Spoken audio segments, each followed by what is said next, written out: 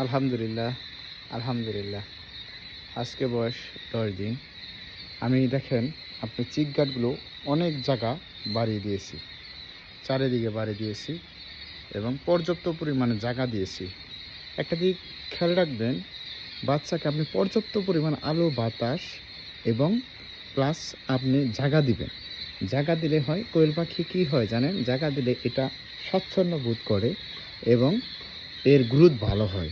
আরেকটা দিক খেয়াল রাখবেন আপনি, যে লিটার, এই লিটার দেখবেন, লিটার কি ভালো আছে কি মন্দ আছে মুট করে দেখবেন দেখবেন এবং নাক দিয়ে শুংবেন এবং আপনি খাবার দেওয়ার আগে দেখবেন যে এই লিটার ভালো আছে কি মন্দ আছে। একটা জিনিস কি, পোলট্রি ফার্মের সবচেয়ে ইম্পর্টেন্ট হচ্ছে লিটার ম্যানেজমেন্ট।